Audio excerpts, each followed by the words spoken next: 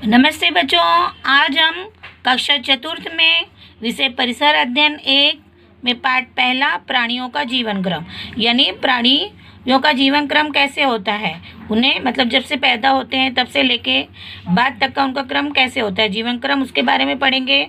उसमें बच्चों 2 घटक हैं, पहला है प्राणियों की वृद्धि और दूसरा है तितलियों में होने वाला रूपांतरण। तो आज हम प्राणियों की वृद्धि के बारे में पढ़ेंगे। प्राणियों की वृद्धि यानी बच्चों जो पशु पक्षी हैं उनमें जन्म से लेकर आगे किस तरह से वृद्धि होती जाती है, किस तरह से वो बढ़ते जाते हैं, उसके बारे में हम देखेंगे। तो ठीक है, अब हम शुरू करते हैं पाठ पहला, प्राणियों का जीवन क्रम। तो अभी बच्चों ध्यान से हम देखेंगे, ये क्या है बच्चों, ये कुत्ते के पिल्ले हैं और ये क्या है, ये उनकी माँ है। तो अब उनमें बच्चों कोई समानता नज़र आ रही है? जी हाँ, इनमें तो समानता नज़र आ रही है। पिल्लों के भी 4 पैर हैं, उनकी माँ की भी 4 पैर हैं, है ना। इसके भी 2 कान हैं, बच्चों के भी 2 कान हैं, एक पूँछ है, ये भी पूँछ है। यानी ये कुत्ते के पिल्ले और उनकी माँ में बहुत सारी समानताएँ हैं। लेकिन बच्चों अभी यहाँ पे हम पास में ही देखेंगे कि ये तितली है और ये तितली के अंडे में से निकलने वाली इल्ली है। अब इनमें क्या बच्चों समानता नज़र आ रही है? नहीं, इनमें कोई समानता नज़र नहीं आ रही है। ठीक है, अब हम आगे देखेंगे बच्चों, ये क्या है, ये मुर्गी है और मुर्गी क्या देती है, अंडा देती है। और उस अंडे में से क्या निकलता है बच्चों, चूजे निकलते हैं। देख रहे हो कैसे चूजे मुर्गी के पीछे पीछे हैं। इसी तरह से बच्चों जैसे मुर्गी अंडा देती है और उसमें से चूजे निकलते हैं, तो क्या बिल्ली के बच्चे भी अंडों में से निकलते हैं? बताओ। नहीं, बिल्ली के बच्चे अंडों में से नहीं निकलते, बिल्ली उन्हें जन्म देती है। ठीक है, अभी आगे हम बच्चों यहाँ पे देखेंगे प्राणियों की वृद्धि। जैसे मैंने पहले बताया कि प्राणियों में किस तरह से वृद्धि होती है, जन्म से लेके आगे तक वो किस तरह से वृद्धि करते हैं। अभी यहाँ बकरी के मेमने और वयस्क बकरी, आप लोग ये चित्र में देखेंगे, ये क्या है, बकरी है और ये बकरी का बच्चा क्या कहलाता है, मेमना। तो बकरी और बकरी के मेमने में, ठीक है। अब ये वयस्क बकरी है यानी बड़ी बकरी और ये इसका मेमना यानी बच्चा है। इनके जो बाहरी रूपों में बहुत अंतर नहीं होता, यानी लगभग ये एक जैसे ही होते हैं, ज़्यादा अंतर इनमें नहीं होता। तो इसी तरह से बिल्ली के बिलौटे, अब ये बिल्ली है और ये बिल्ली का बच्चा है, बिलौटा है, तो उसमें भी ज़्यादा अंतर नहीं होता। ठीक है, क्योंकि ये प्राणी जो है भले ही वो बिल्ली है या बकरी है, इसी तरह से बच्चों जो भी स्तनधारी प्राणी होते हैं, स्तनधारी यानी बच्चों जिनमें जो बच्चों को जन्म देते हैं, अपने जैसे ही हूबहू बच्चों को जन्म देते हैं। भले ही देखो जैसे ये गाय है, गाय भी अपने उदर से बच्चे को जन्म देती है। इसी तरह से ये भैंस है, भैंस भी अपने उदर यानी पेट से बच्चों को जन्म देती है। तो ये प्राणी क्या कहलाते हैं, भले ही गाय है, बिल्ली है या बकरी है, ये स्तनधारी प्राणी कहलाते हैं बच्चों। और ये अपने उदर से बच्चों को जन्म देते हैं। ठीक है, तो इनका जन्म कहाँ से होता है बच्चों, माँ के उदर से। भले ही बकरी है या बिल्ली है या ये देखिए भैंस है या ये गाय है, ये अपने बच्चों को जन्म उदर से ही देते हैं। ठीक है, ये प्राणी जो होते हैं, बकरी है, बिल्ली है, गाय है, भैंस है, इसी तरह के जितने भी प्राणी हैं वो प्राणी अंडे नहीं देते। लेकिन कौवा है, कौवा, मकड़ी, ठीक है, देखिए ये जैसे कौवा है या ये जो मकड़ी है, ये मकड़ी देखो जाले बिनती है, ये प्राणी जो है अंडे देते हैं। कौवा है या मकड़ी है, ये प्राणी अंडे देते हैं। ठीक है बच्चों, अभी हम आगे की तरफ बढ़ेंगे, आगे के पेज की तरफ बढ़ेंगे। इसमें बच्चों क्या है, इसमें लिखा हुआ है कि मुर्गी के चूजों का अंडों में से जन्म, यानी मुर्गी के चूजों का अंडों से कैसे जन्म होता है। तो उसके पहले हम देखेंगे कि जो चींटियाँ होती हैं या तितलियाँ होती हैं, मछलियाँ, मेढक, सांप। अभी देखो जैसे कि बच्चों अभी मैं ये दिखा रही हूँ आप लोगों को, चींटी है। अब ये चींटी है या बच्चों ये मछली है, ठीक है, या बच्चों ये तितलियाँ हैं, तितली है या ये मेढक है या बच्चों ये सांप है। ये जो प्राणी होते हैं बच्चों, ये प्राणी जो है अंडे देते हैं। क्या देते हैं? अंडे। मतलब इनके बच्चे इनके उदर से जन्म नहीं लेते, इनके पेट से जन्म नहीं लेते। ये चींटियाँ, तितलियाँ, मछलियाँ, मेढक, सांप, ये सभी प्राणी क्या देते हैं? अंडे देते हैं।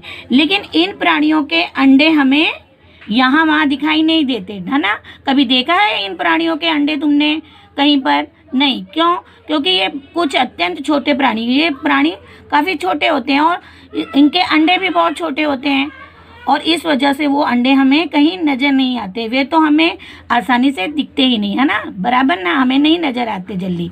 अतः हमारे ध्यान में आता ही नहीं कि ये प्राणी अंडे भी देते होंगे, बराबर। हमने कभी सोचा भी नहीं कि चींटियाँ, तितलियाँ, मछलियाँ, मेढक, सांप, है ना, मकड़ी, ये सब अंडे भी देते होंगे। लेकिन ये सब प्राणी बच्चों अंडे देते हैं, परंतु मुर्गी अंडे देती है, हमें इसकी निश्चित रूप में जानकारी होती है। हमने सिर्फ ये बताया कि हाँ मुर्गी अंडे देती है, क्योंकि उन अंडों को हम अपने आसपास की दुकानों से वो हमें आसपास की दुकानों में नज़र आते हैं, बिकते हैं, इसलिए हमें अधिकतर जानकारी होती है कि मुर्गियाँ जो है अंडे देती है। मुर्गी के अंडे इतने बड़े होते हैं कि ये हमें आसानी से दिखाई दे जाते हैं। देखो बच्चों, ये मुर्गी के अंडे हैं, ठीक है। अभी बच्चों यहाँ पर हम देखेंगे कि नया शब्द आया हुआ है, अंडे सेना। ओके, तो यहाँ पे अंडे सेना यानी अंडों को हल्की भारी गर्मी देने के लिए मुर्गी के अंडों पर बैठने की क्रिया को अंडे सेना कहते हैं। समझे? मुर्गी क्या करती है? उन अंडों पर बैठती है, क्योंकि उन अंडों को हल्की गर्मी की आवश्यकता जरूरत होती है। तो ये जो मुर्गी अंडों पर बैठती है, उसी क्रिया को बच्चों क्या कहते हैं? अंडे सेना। अभी बच्चों यहाँ पे देखो, मुर्गी अंडे देती है, अंडों के अंदर उसके चूजों की वृद्धि। मुर्गी जब अंडे देती है बच्चों, देखो अंडे इस तरह से होते हैं, तो उन चूजों की वृद्धि के लिए, अभी मुर्गी ने अंडा दे दिया तो अपने आप उसमें से चूजे नहीं निकलेंगे। अब उसके अंदर चूजों की वृद्धि हो, चूजे उसके अंदर बने, उसके लिए क्या करना पड़ता है मुर्गी को? कि हल्की गर्मी की आवश्यकता होती है। उन अंडों को हल्की गर्मी की ज़रूरत होती है और उसके लिए अंडे देने के बाद मुर्गी अंडों पर बैठी रहती है। तो जब अंडे मुर्गी देती है तो उसके बाद देखो इस तरह से अंडे इस तरह से रखकर उसके ऊपर हल्के से मुर्गी उसके ऊपर बैठती है, ठीक है, और अंडों को सेती है। अंडों को क्या करती है? सेती है, यानी बैठकर काफ़ी देर तक वो बैठती है, 2-4 घंटे, 6 घंटे, जिस तरह से हैं, और इस तरह से उन अंडों को सेती है। यानी मुर्गी की जो हल्की गर्मी उन अंडों को मिलती रहती है, इस तरह से बैठकर और वो अंडों को सेती है। इसे ही मुर्गी को अंडे को सेना कहते हैं। और फिर उसके जब वो सेती है तो अंडों के अंदर स्थित चूजे, जो अंडों के अंदर चूजे होते हैं, तुमने देखा है कभी? अंडे लेकर आए होंगे और जिन बच्चों ने देखा होगा जब अंडे को हम फोड़ते हैं तो उसके अंदर एक पीले रंग का पदार्थ निकलता है, पीले रंग का गोल गोल, और एक सफ़ेद रंग का काफ़ी द्रव्य निकलता है, पदार्थ निकलता है। तो वही चूजे होते हैं और उन्हीं को जब उन पर बैठकर मुर्गी बैठती है और उन अंडों को अपनी हल्की गर्मी देकर सेती है, तो लगभग 21 दिनों तक सेने के बाद में बच्चों उस अंडों में से फिर धीरे धीरे चूजे उसमें बढ़ने लगते हैं अंडों के अंदर, और धीरे धीरे बढ़ने के बाद में जब वो 21 दिन पूरे हो जाते हैं तो वृद्धि पूरी होने पर चूजे के ये जो अंडे का आवरण है बच्चों, अंडे के आवरण को तोड़कर उसमें से चूजा बाहर निकल आता है। अभी यहाँ पर देखो बच्चों कि चूजों के कुछ बड़े होने तक मुर्गी इन चूजों का ध्यान रखती है, क्योंकि तुमने भी देखा है, तुम जब बच्चे जब छोटे होते हैं तो किस तरह से हमारे माता पिता, जब तक हम बड़े नहीं होते तब तक वो हमारे माता पिता हमारा कितना ध्यान रखते हैं। वो जहाँ जाते हैं हमें ले जाते हैं, हमारा ख्याल रखते हैं, खाने का, पीने का, है ना, कपड़ों का, हर तरह से वो हमारा ध्यान रखते हैं। तो इसी तरह से मुर्गी भी क्या करती है बच्चों कि जब तक मुर्गी के चूजे बड़े नहीं होते, थोड़े अपने आप को संभालने लायक के नहीं होते, तब तक मुर्गी उन चूजों का ध्यान रखती है। तो आपने देखा होगा कि जहाँ जहाँ कई जगह आप लोगों ने देखा होगा मुर्गी को और उनके चूजों को, तो आपने देखा होगा कि जहाँ जहाँ मुर्गी जाती है वहाँ वहाँ उसके चूजे भी उसके पीछे पीछे जाते रहते हैं।